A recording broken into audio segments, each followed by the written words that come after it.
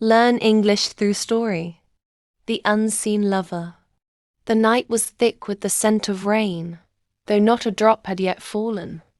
Eleanor stood by the grand window of her townhouse, her fingertips grazing the cool glass as she peered into the darkened streets below. The gas lamps flickered, their glow failing to chase away the deep shadows that clung to the corners of the cobblestone paths. There was an eerie stillness in the air, a silence too heavy to be natural. She exhaled softly, her breath misting the glass. Her life had become a series of echoes, empty conversations at social gatherings, vacant laughter shared over fine wine, and the hollow promises of suitors who sought her hand but never her heart. It was the curse of beauty and wealth, she supposed. Men wanted her because they were expected to, because she was a prize to be won. None of them saw her. Not really. Yet, for weeks now, a presence had lingered in her life, an unseen force that moved with her, whispered in her mind when she was alone. At first, she had thought it mere imagination, a trick played by solitude and longing. But no, it was something more. She could feel it. A presence, watching. Not with malice, not with ill intent, but with something else, something almost reverent.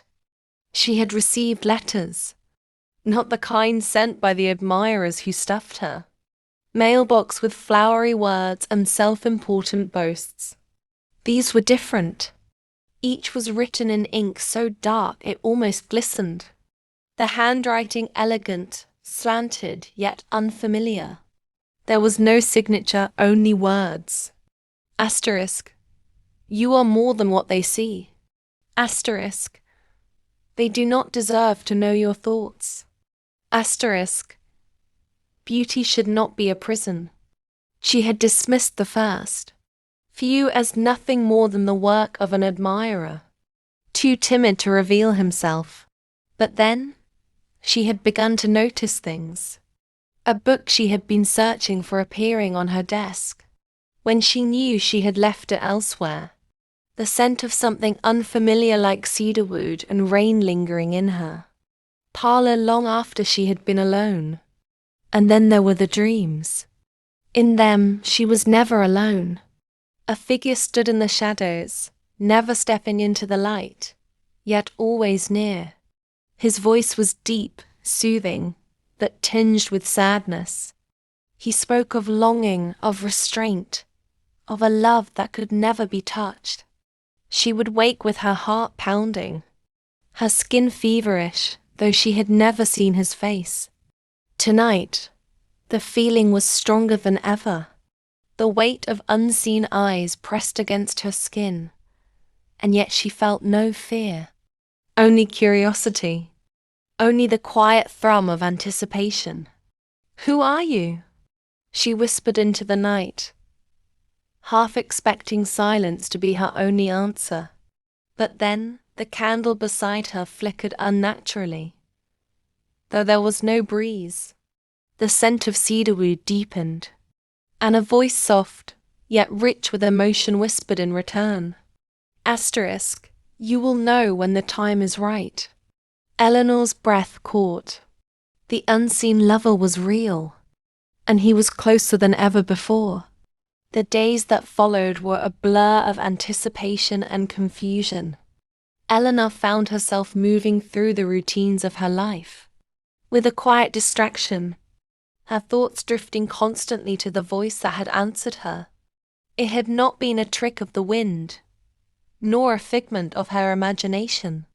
She had heard it deep, intimate, filled with unspoken emotion. She had tried to dismiss it, to tell herself that she had been overtired, that the loneliness of her existence had finally woven a fantasy too vivid to ignore. But the signs continued. A book she had left open to a particular page now bore a pressed flower between its sheets, one she had never placed there. The music box on her dresser, untouched for years, played a single note when she passed, its melody a whisper of something long forgotten. And the letters, they kept arriving. Asterisk. You are searching for something you cannot name. Asterisk.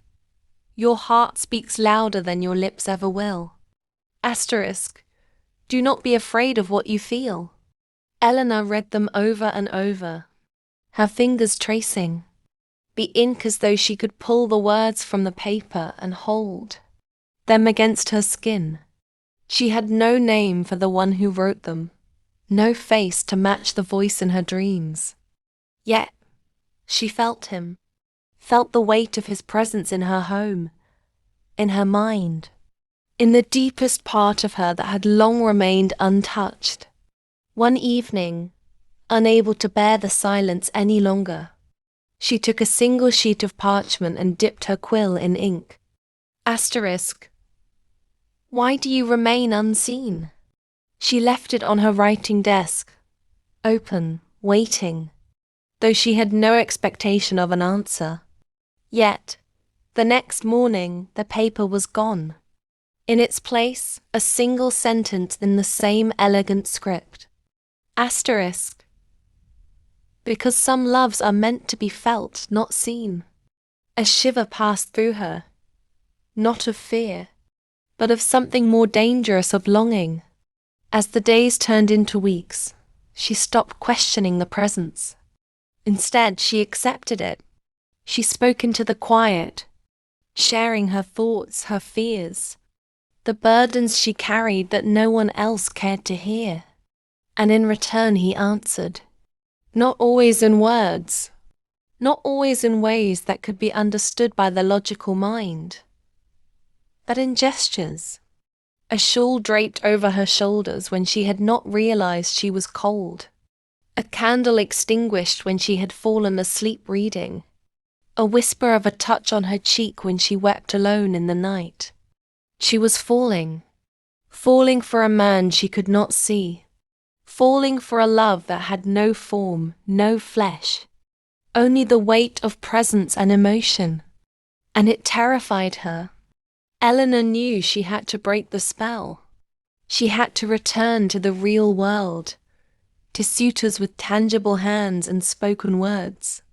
At the next ball, she accepted a dance with Lord Ashford, a man of wealth and charm, one who had long pursued her with flattering words and eager smiles. But as his hand clasped hers, as they swayed to the rhythm of the waltz, something inside her rebelled. The touch was wrong. The warmth was foreign. She felt nothing, not the stirring of attraction, nor the comfort of companionship, only emptiness. That night she returned home and whispered into the darkness, "You have ruined me." Silence. And then the faintest echo of breath near her ear. Asterisk. No, my love. I have set you free. Eleanor could no longer deny it. She had given her heart to a ghost, a shadow, a presence that no one else could see or touch. It was madness. It was beautiful. It was love in its purest, most tragic form. She spent her days wrapped in longing, her nights waiting for whispers that only she could hear. Society saw her as distant, unreachable, a woman who had lost interest in the real world. Suitors stopped calling. Friends withdrew. Even her own family whispered of her growing strangeness. But she did not care. She was loved, even if she could never see the one who loved her. One evening, as she stood by the window where it had all begun, she spoke the words she had long been afraid to say. Asterisk. I love you. A pause. A silence so thick it stole the breath from her lungs. And then, for the first time, she felt it not just a whisper, not just a presence, but a touch. A hand, unseen but undeniable, tracing the curve of her jaw. A sensation so real it sent shivers down her spine. Eleanor, the voice murmured, filled with something that sounded like sorrow. Asterisk. You were never meant to love a ghost. Tears burned her eyes. But I do. A sigh. A caress of air against her lips. Asterisk. Then I will break for you. The candlelight flickered violently. Shadows stretched and twisted, and suddenly, the presence that had always been just beyond her reach began to take form. And for the first time, Eleanor saw the face of her unseen lover. Eleanor's breath caught in her throat. As the flickering light shaped the figure before her, he was there, not a mere whisper, not a fleeting presence, but real. Or at least, as real as a man who had lived beyond the veil of sight could be. He was tall, his form draped in shadows that shimmered like mist. His features were sharp yet ethereal, his eyes pools of endless night, filled with something deep and knowing. His presence sent a shudder through her, not of fear, but of aching familiarity. You! Her voice trembled. You're real. The man her unseen lover lifted a hand as though to touch her, but hesitated. Asterisk. I am and I am not. His voice was the same as in her dreams, but richer now, weighted with sorrow. Asterisk. I have lingered where I should not. I have watched you from beyond the veil, waiting for the moment you would see me. Eleanor stepped closer, her heart pounding. But why? Why me? A flicker of something unreadable passed across his face. Asterisk. Because I loved you before I ever knew your name. His words wrapped around her like a spell. She should have questioned them, should have demanded answers, but none of it mattered. She had felt his presence, his love in ways deeper than flesh. Her hand lifted, trembling, reaching for his face. The moment her fingers met his skin, or what should have been skin, an electric pulse rushed through her, sending a warmth so deep into her bones that she gasped. He was there, yet he was not. Asterisk. Eleanor, you are meant for the living. Asterisk, he murmured, his voice thick with regret. And what if I don't want them? Her fingers traced the curve of his jaw, the shape of a man who should not exist. What if I want you? A shudder passed through him, as though he were fighting something unseen. Asterisk. To love me is to live in longing. I cannot stay. Then why did you come? He looked at her for a long moment, his eyes dark with emotion. Asterisk. Because I could not bear to leave you without knowing if you would have chosen me. She swallowed hard. And now that you know? His expression was agony and tenderness entwined. Asterisk. Now I must do what I should have done long ago. Panic surged through her. No, don't leave me.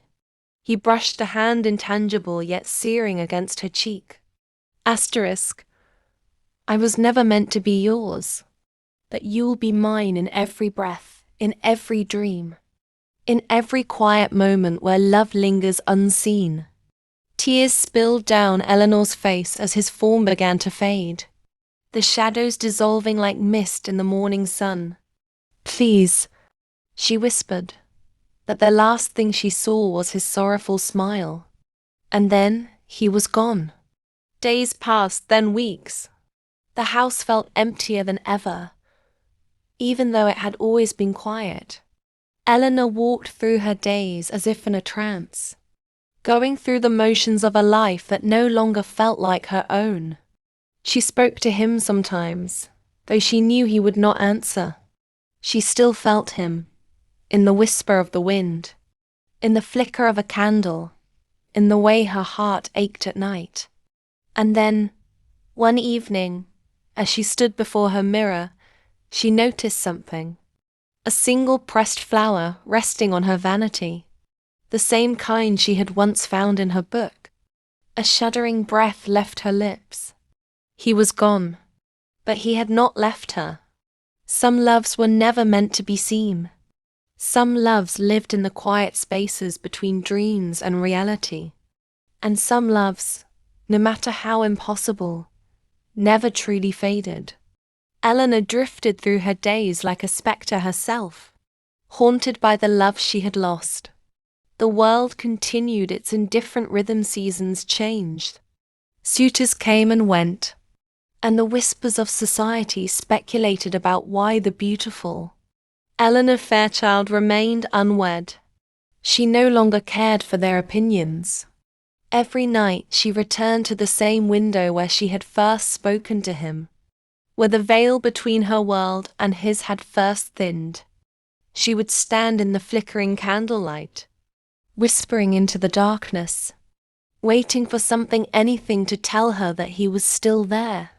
And though he did not answer, she felt him. The touch of cold air on her neck when there was no wind. The scent of cedar and rain lingering in her room when she awoke. The faintest indentation on the other side of her bed, as if someone had once lain there, only to vanish with the morning light. He was gone, and yet he remained. One evening, as she sat alone in her parlour, a soft knock sounded at the door. It was unusual. Servants did not knock, and few callers visited her without invitation. She rose, smoothing the folds of her gown, and opened the door. A man stood there, tall, dressed in a dark coat, his features striking yet unfamiliar. His presence sent a shiver through her, not of fear, but of something unsettlingly familiar. His eyes, deep and unreadable, held hers with an intensity that made her breath catch. "Miss Fairchild," he said, his voice low, careful. "Forgive the intrusion. My name is Julian Blackwood." She had never heard the name before. "Mr. Blackwood," she said slowly. "What brings you here?" He hesitated. "I was told that you were once visited by someone who was not meant to exist in this world." Her blood ran cold. "Who told you such a thing?" His lips pressed together. "I cannot say. Only that I have reason to believe you have seen him, that you have felt his presence." Eleanor gripped the edge of the door, her pulse pounding. "Why do you ask?" Julian stepped closer, his voice barely above a whisper. "Because I have spent my life searching for the same thing." Her breath hitched. "The same?" His gaze darkened. "The ones who exist just beyond the veil. The ones we are not meant to love." A chill spread through Eleanor's spine. She had believed herself alone in this, believed that her love for the unseen man had been an isolated madness.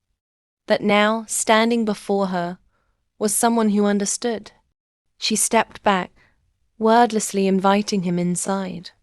And as Julian Blackwood crossed the threshold, Eleanor realized that her story was far from over.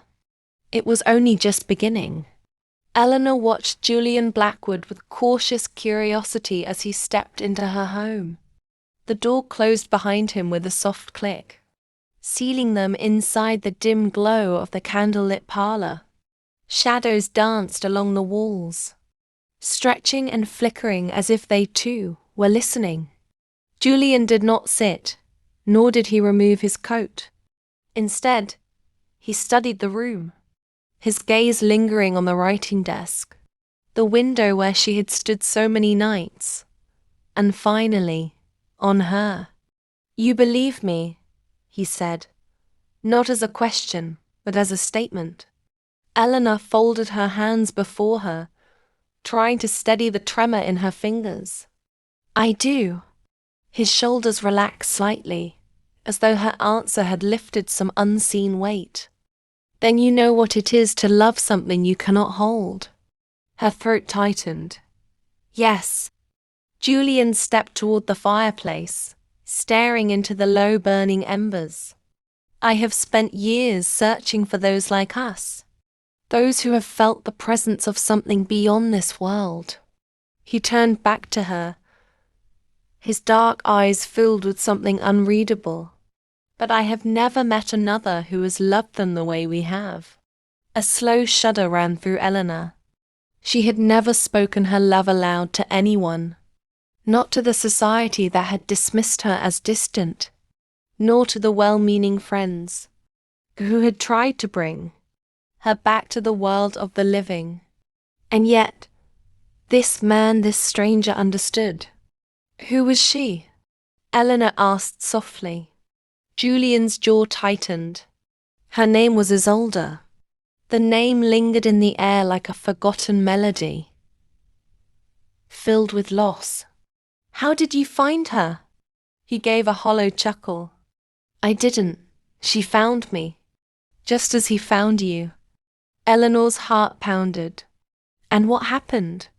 Julian's gaze met hers, dark and haunted. She vanished, as if she had never existed at all. A lump formed in Eleanor's throat. Did she love you? Yes, he whispered. And that was the mistake. Silence stretched between them. The fire crackled softly, throwing shifting patterns of light across Julian's face. Eleanor swallowed hard. I don't regret loving him. Julian's expression was unreadable. Then you haven't yet learned the cost. She frowned. What do you mean? He sighed and finally removed his coat, draping it over the back of a chair. There are rules, Eleanor. Unspoken laws that govern what exists between our world and theirs. They may watch us, they may even love us from afar, but they are not meant to be with us. Then why did he come to me? Because love does not always obey the rules, Julian said darkly. But there is always a price. Eleanor's hands clenched at her sides. I would have paid it. You say that now. Julian's voice was gentle but firm. But would you still, if you knew what it meant? Her pulse pounded. Tell me. He hesitated, then exhaled slowly. When the unseen cross into our world, they do not simply appear. They must take something in return. A life, a memory, a future. A chill ran through Eleanor. He didn't take anything from me. Julian studied her, his gaze sharp. Are you sure? The words sent a shiver through her. Had he taken something? She had felt different since he had gone, as if a part of her had been hollowed out. But wasn't that simply grief? You still feel him, don't you? Julian asked quietly. Eleanor nodded. Yes. Julian's lips pressed into a thin line. Then it's not over. Her breath caught.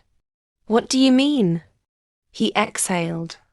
It means he's still trying to return. And if he does, the price will be higher than before. Eleanor's heart pounded. The thought of seeing her unseen lover again sent a wave of longing through her, but now fear curled at the edges of that desire. How do you know this? She whispered.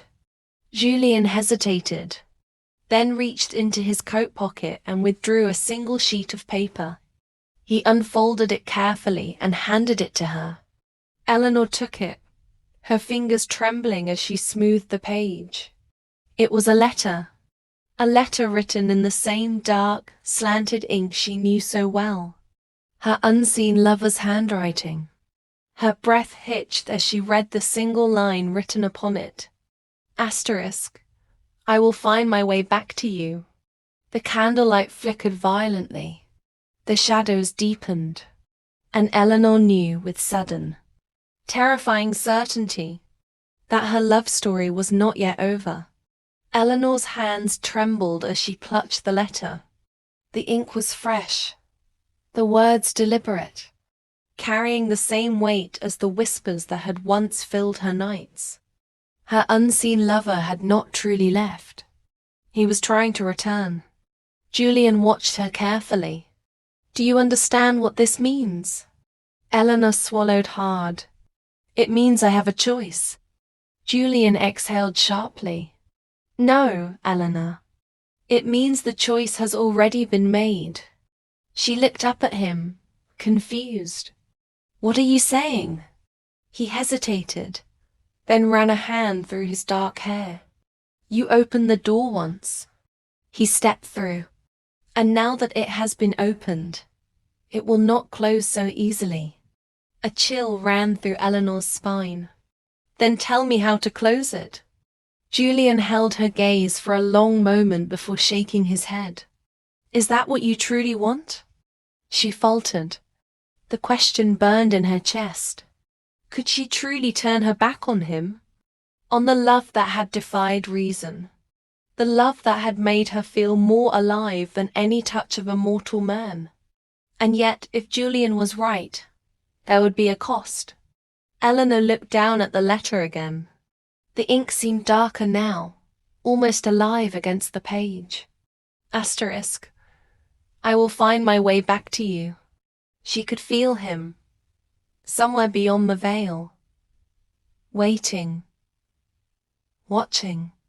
But what would he become if he returned? She lifted her eyes to Julian. Tell me everything. Julian hesitated, then nodded. Very well. But I warn you, Eleanor, once you know the truth, you can never go back. Eleanor squared her shoulders. I have already crossed that line. Julian sat down, the candlelight casting deep shadows across his face. Then listen carefully. And so, as the fire burned low and the night stretched on, Eleanor learned of the forbiden's love between the seen and the unseen. She learned of the dangers of calling something back from beyond. And she learned, perhaps too late, that some doors should never be opened twice. The days that followed passed in a restless haze. Julian stayed in the manor, unwilling to leave her unguarded. He spoke of ancient stories, of spirits who had tried to reclaim the living, of those who had answered their calls and been lost to the darkness. But Eleanor could not forget. The touch of her unseen lover still lingered in the air. She could feel his longing in the shifting candlelight, in the way her heart ached in the quiet hours of the night. And then the dreams began. At first, they were whispers, half-formed memories of his presence. But soon they became more. She saw him, standing at the edge of an unseen world. His form blurred but undeniable. Eleanor, he murmured in her dreams. Asterisk. You do not have to be afraid. She reached for him, but her fingers met only cold air. Where are you? Asterisk. Closer than you think. She awoke gasping, the imprint of his voice lingering in the air. Julian was waiting when she stepped into the parlor that morning. You saw him, didn't you? Eleanor hesitated, then nodded. Julian's expression darkened. It's begun. What's begun? He took a slow breath. The crossing. Eleanor frowned. I don't understand. Julian's voice was grim. He is not merely trying to return. He is trying to bring you to him. The words sent an icy fear through her. That's not possible. Julian looked at her, his expression unreadable. Are you certain? A shiver passed through Eleanor. She thought of the weight of her lover's presence, of the way his voice wrapped around her like a promise, of the longing that reached beyond flesh and time. Asterisk. I will find my way back to you. What if he hadn't meant that he would return? What if he meant that she would join him? Her pulse pounded. What do I do? Julian's gaze was steady. You must decide, Eleanor. Will you stay in this world, or will you let him take you into his? She stared at him, her breath shallow. There's no other way? Julian's expression was grim. There never was.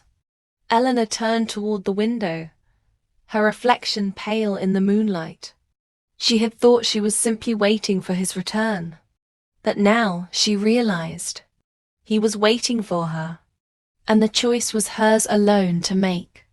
The nights grew longer, the dreams more vivid. Eleanor no longer felt like herself. The air in the manor was heavier, pressing against her skin as though the veil between worlds was thinning. She could no longer tell where she ended and where he began. Julian never left her side. He watched her with wary eyes, as if expecting her to slip away at any moment. And perhaps in some way she already had. One evening, as she stood by the window, the reflection that stared back at her was not entirely her own. The outline of a man shimmered behind her. Not a shadow, not an illusion. Him. She turned slowly, her heart in her throat. He stood in the dim candlelight, his form flickering like a dying flame. "You're here," she whispered. I never left. His voice sent shivers through her, a melody of longing and sorrow. She stepped closer. "Why now? After all this time?" He hesitated, his dark eyes unreadable. Because you are ready." She frowned. Ready for what? He reached out, his fingers hovering just above her skin. She could feel the cold radiating from him. Yet it did not chill her. It felt like home. To leave this world behind. The breath caught in her throat. She had known. In the deepest corners of her heart, she had always known. She was never meant to live in this world without him. The weight of Julian's warning pressed against her mind.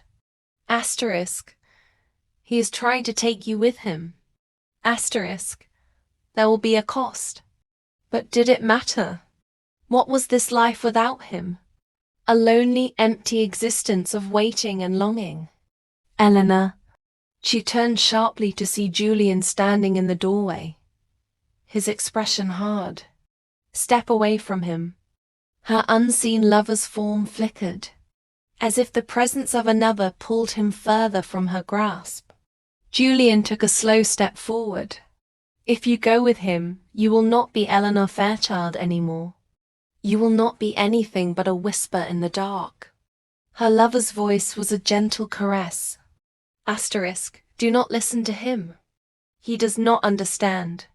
He does not know what it is to love beyond time. Julian's gaze burned into hers. I know enough. Eleanor's hands trembled at her sides. The air in the room seemed to pulse, as if two worlds were colliding. The choice hung before her like a blade, to step forward, into the arms of the one she loved, or to remain, bound to the life she had always known. Her unseen lover's hand stretched toward her. Come with me, Eleanor. Be with me forever. Julian's voice was raw. Eleanor, if you leave, you will never return. Her heart pounded. Love or life? Flesh or eternity? Eleanor took a breath and made her choice. Eleanor's breath trembled as she stood between the two forces pulling at her. One a love that had defied time, the other a voice of reason that refused to let her slip away. Her unseen lover's hand hovered before her, a promise of eternity just within reach. Come with me, Eleanor. Be with me forever. Julian's voice was steady, but edged with something dangerously close to desperation. Eleanor, listen to me. If you step forward, there is no coming back. Her heart pounded against her ribs. Every fibre of her being ached to close the space between them, to let herself slip into the arms that had once held her even, when there had been no flesh to grasp. You have always belonged to me, her lover whispered. You have only to surrender. Eleanor swallowed hard. Surrender. The word sent a shiver through her. But was it surrender? Or was it something else entirely? She took a step forward. Julian cursed under his breath. Eleanor, think. You feel him now, but what happens when you are no longer part of this world? What happens when you fade, and there is nothing left of you but a memory? She hesitated. The world around her wavered, the candlelight dimming, the walls of the manor seeming to stretch and bend as if reality itself could feel her choice.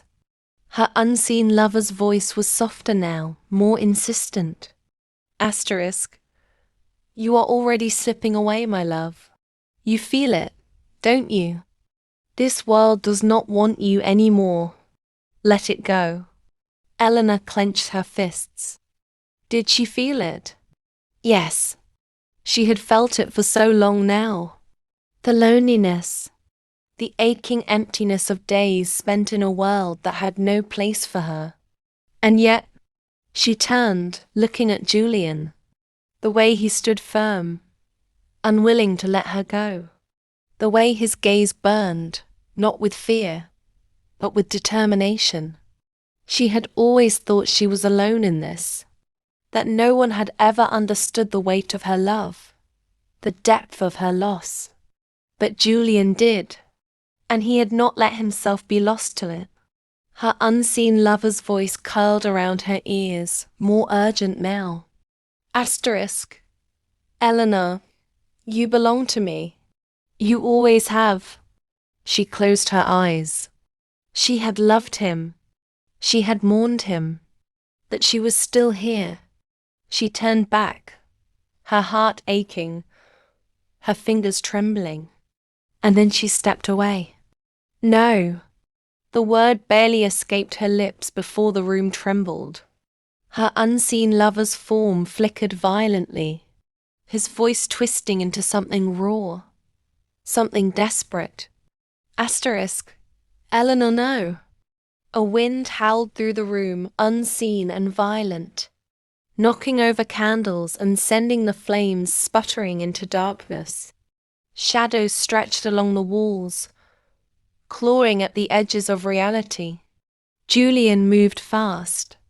He grabbed Eleanor's wrist, pulling her away from the swirling force that now crackled in the air between them. Her unseen lover's voice became something less human, more like the wail of something old and unrelenting. Asterisk, you are mine. The room spun. The darkness thickened. Eleanor clung to Julian as the walls of her world threatened to collapse. And then, silence. The air stilled. The pressure eased. When she opened her eyes, the room was empty. Her unseen lover was gone. The only thing left was the whisper of his name on her lips, and the hollow ache in her chest. Julian let out a slow breath. It's over. Eleanor closed her eyes. The tears came, silent and shattering, because even though she had chosen life, she had lost him all over again. The days that followed felt hollow. Eleanor wandered through the manor like a ghost, the absence of her unseen lover pressing against her chest like a weight that would never lift. The air no longer carried the whisper of his presence. The candlelight no longer flickered in answer to his touch. The silence was deafening. She had made her choice. She had chosen to remain in the world of the living. And yet, every breath felt like a betrayal. Julian stayed, though he did not press her for words. He watched her carefully, as if waiting for her to shatter. Perhaps he expected her to regret, to call out for the one she had lost. But she did not, because she knew if she did, he might answer. And this time, she would not have the strength to say no. One evening, as rain tapped against the window panes, Julian found her in the library, staring at the last letter her unseen lover had sent. The ink had not faded. The promise still burned into the page. Asterisk. I will find my way back to you. But he wouldn't. Not anymore. Julian sat across from her, watching her carefully. You did the right thing. Eleanor traced the words with her fingertips. It doesn't feel like it. That's because love never lets go without pain. She let out a hollow breath. I keep expecting him to be here, to reach for me in the dark. Julian was quiet for a long moment. Then he said, "He was never meant to stay, Eleanor. You knew that." She swallowed against the lump in her throat. Then why does it feel like I lost a part of myself? Because you gave yourself to something that could never hold you. His voice was gentle but firm. And now you have to take that part of yourself back. She closed her eyes. The idea felt impossible. But wasn't that what she had chosen? To live? To go on?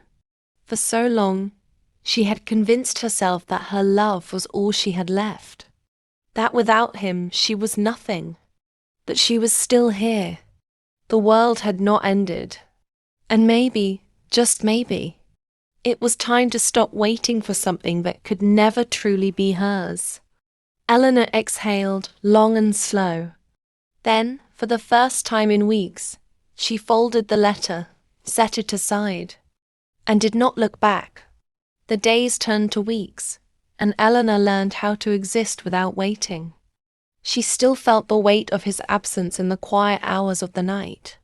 Still woke sometimes expecting to hear his voice, curling around the edges of her dreams. But when she opened her eyes, the world remained as it was solid, unyielding and painfully real. Julian stayed at the manor longer than she expected. He never asked her to speak of it, never forced her to explain what she was feeling. But he was there, steady as the tide. And for that, she was grateful. One morning, she found him in the garden, trimming back the wild overgrowth. "You don't have to stay," she told him. Julian didn't look up from his work. "I know." She hesitated, watching the way the sunlight caught in his dark hair. "Then why are you still here?" He wiped his hands on a cloth before finally meeting her gaze. "Because you're still looking for something." Her breath caught. She wanted to deny it, to tell him he was wrong. But he wasn't. Because even though she had chosen life, even though she had stepped away from the pull of the unseen world, she still didn't know how to live in this one. Julian studied her, his expression unreadable. "Come with me." Eleanor frowned. "Where?" "Anywhere but here." He tossed the cloth aside and dusted off his hands. "You've been locked in this house for too long. You need to remember what it means to be alive." A flicker of something unfamiliar stirred in her chest. "I don't know if I can," she admitted. Julian's lips curved into something almost like a smile. "Then it's time to find out." She hesitated. Leaving the manor felt impossible. Everything about it, the walls, the rooms, the whisper of memories in every corner was tied to him. It was where she had loved him, where she had waited for him, where she had almost given herself over to him completely. That was the past. And she was still here. Perhaps it was time to stop waiting. Perhaps it was time to step forward. Eleanor took a breath, steadying herself. Then, for the first time in years, she chose to walk away. The world outside felt different. The air was sharper, the colors more vivid, as if she had been living in a faded dream for far too long. She and Julian traveled beyond the estate, into towns and cities she had not seen in years. At first, it felt like stepping into someone else's life. She had spent so long in solitude that the hum of voices, the rush of movement, the sheer life of it all was overwhelming. But Julian was patient. He never pushed, never demanded more than she could give. He simply guided her forward, step by step, as she learned how to exist in the world again. And slowly, something inside her began to shift. She found joy in small things, the scent of fresh bread in a bakery, the warmth of the sun on her face, the laughter of strangers in a marketplace. She was still haunted by the past, but she was no longer only haunted. One evening, as they sat by the fire in a quiet inn, Julian spoke without looking at her. "You don't have to carry him forever, you know." Eleanor stared into the flames. "I don't know who I am without him." Julian was silent for a long moment. Then he said, "Then it's time to find out." She closed her eyes, exhaling slowly. She had loved beyond time. She had chosen to stay. And now, she had to learn how to live. The road ahead was uncertain, but for the first time in years, she was ready to take the first step.